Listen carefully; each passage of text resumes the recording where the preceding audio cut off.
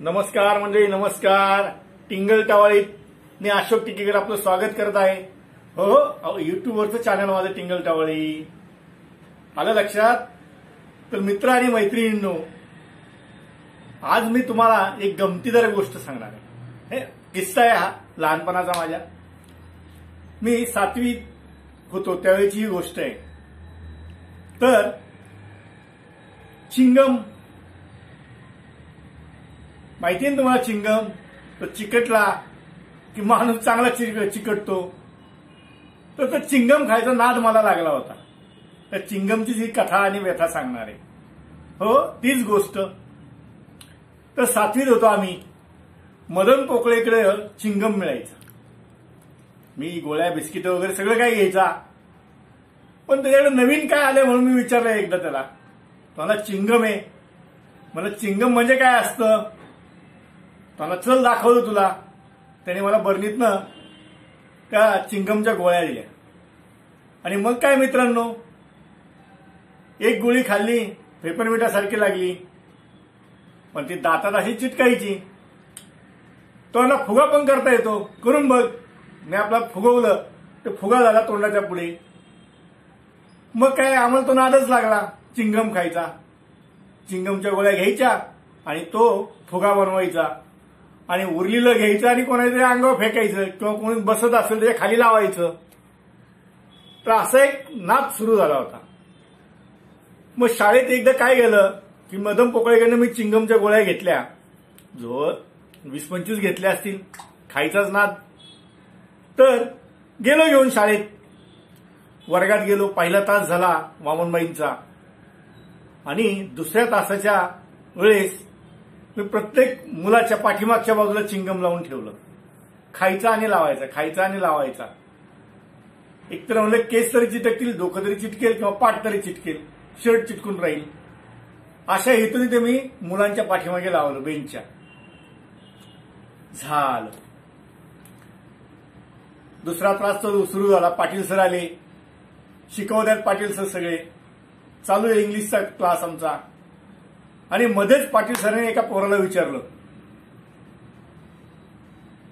चल उभा राहा, मला तो धडा वाचून दाखव इंग्लिशमध्ये. आता झाली का पंचायत? अहो मित्रांनो, त्याच्या पाठीमागे मी चिंगम लावलेला होता. त्यामध्ये शर्ट असं त्या बेंचला चिकटलं होतं चांगलं जाम. त्याला कुठं उठता येते.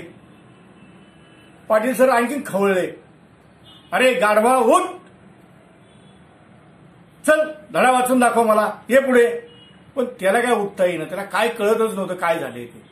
तो म्हणला, सर मागे शर्ट चिकटले, सर शर्ट चिकटले. ते म्हणले, काय चिकटले? शर्ट. अरे तू सर म्हण, नाही ते शर्ट तरी म्हण. आणि असं म्हणत पाटील सर आले. त्याच्या तिथे आलं तर बघतं तर काय, त्याला शर्ट मागे चिकटलीला. त्याला म्हणले, आता उठ. त्याला कुठं उठता येते. मग म्हणले, शर्ट काढ तुझा. तो लाजला. शर्ट काढ म्हणल्यानंतर पुरी पण होते ना वर्गात, निम्म्या पुरी मी पोरं. तेव्हा तो लाजला. झाल. मग कसं बसं पाटील सरांनी तो शर्ट बेंच चिकटला होता तिथनं काढला. पण तो चिंगम काय जायला तयार नव्हता शर्टात. असं एका मुलाचं झालं. पाटील सर म्हणले, सगळ्या मुलांना म्हणले, कुणी केलं हे? प्रत्येक जणांना आम्ही नाही केलं. आता पाटील सरांना माहिती, त्यांच्या क्लासचं मॉनिटर मीच होतो ना. त्यांना माहिती असले घाणेरडे उद्योग कोण करणार. त्याला, अशोक हे तू केलं का? अहो सर म्हणलं, मी कशाला करीन. तुमच्या क्लासला असला उद्योग मी करणं शक्य तरी आहे का? तुमचं मॉनिटर आहे मी. आता पाटील सरांना माहिती होतं की हा खोटं बोलतोय. पाटील सर म्हणले, ठीक आहे ठीक आहे. सगळ्या मुलांना म्हणले, उठून उभे राहा. आता सगळ्यांना उठून उभे राहा म्हणल्यानंतर कोणाच उठता येईना. सगळ्यांच्या पाठीमागे लावलेलं होतं ना. काय जो तो चिटकून बसलेला. हे हास्य वर्गात सगळे हसायला लागले. सर पण हसायला लागले. मी पण हसत होतो. आणि प्रत्येक जण आपली पाठ बघायचा, केस बघायचा. केस पण पुरींचे चिकटलेले होते मागच्या बाजूने. त्यांच्या वेण्या ना त्यामुळे ते चिकटले होते. ती वेणी अशी चिटकलेली, त्या उठायच्या प्रयत्न करायला उठता कुठे येते, पोरं उठायचं तर उठता येईना, शर्ट चिकटलेलं मागे. सगळा हास्या पिकला वर्गात. सर आणखीन मग सर पण हसत होते. नंतर सर वैतागले, मला पुढे बोलवलं. म्हणले अशोक पुढे ये तू. म्हणलं काय हो सर, बघू तुझे खिशे. आता माझ्या खिशामध्ये चिंगमच्या गोळ्या होत्याच. तर सरांनी खिशात हात घातला माझ्या जबरदस्तीने. मी आपला गुदगुल्या होते म्हणजे सर गुदगुल्या होत्यात, नका ना हात लावू. आता मला ते टाळायचं होतं ना, पण सर कसले ऐकतायत. शेवटी त्यांनी माझ्या खिशात हात घातला आणि चिंगमच्या गोळ्या काढल्या. 2-3 तरी गोळ्या त्यांच्या हातात लागल्या सरांच्या. मग काय, पोरांना म्हणले गाढवांनो, ह्या गाढवांनी तुमची चेष्टा मस्करी केलेली आहे. चिंगम यांनी लावलाय सगळीकडं. झाड. मग काय, पाटील सर म्हणले आता एक काम कर, अंगठे धर आणि उभा राहा इथं, तुला शिक्षा आज माझी. नाईलाज होता. सगळ्या पोरांसमोर मी अंगठे धरले. एकीकडनं हसत होतो. मला हसू आवरत नव्हतं, कारण सगळ्या पोरांची कशी मस्ती जिरवली होती मी.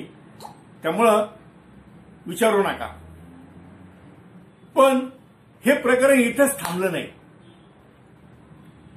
शाळेच्या बाहेर कोले सर, रोडे सर या सगळ्यांना कळलं की यांनी चिंगम लावला, पोरं चिटकली, जरा केस चिटकले, पोरींचे केसांचं नुकसान झालं, ते सगळं. शाळा सुटताना रोडे सर म्हटले, आम्ही निघालो शाळेतनं, शाळा सुटली, घरी निघालो. रोडे सर म्हणले अशोक इकडे. म्हणलं काय हो सर.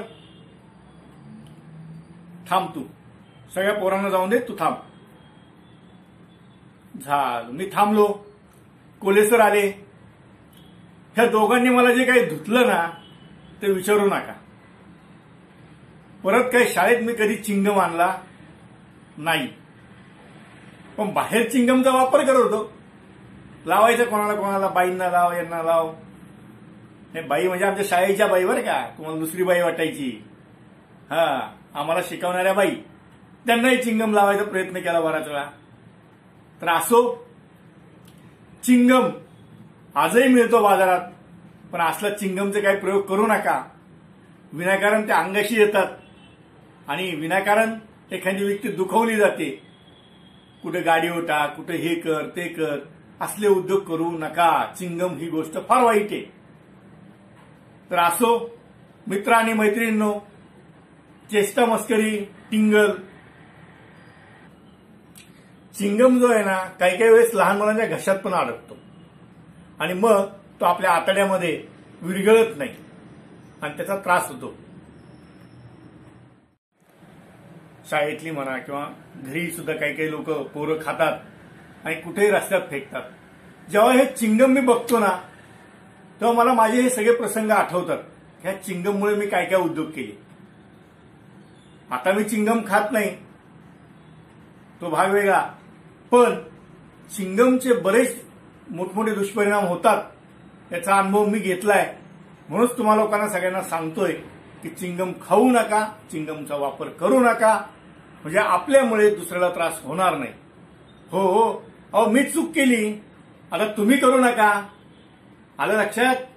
तर असो मित्र आणि मैत्रिणींनो, तुम्हाला जर माझी ही टिंगलटवाळी आवडली असेल तर लाईक करा, सबस्क्राईब करा आणि बेल आयकॉनची घंटी वाजवायला विसरू नका. तर असो, आज मी इथेच थांबतो.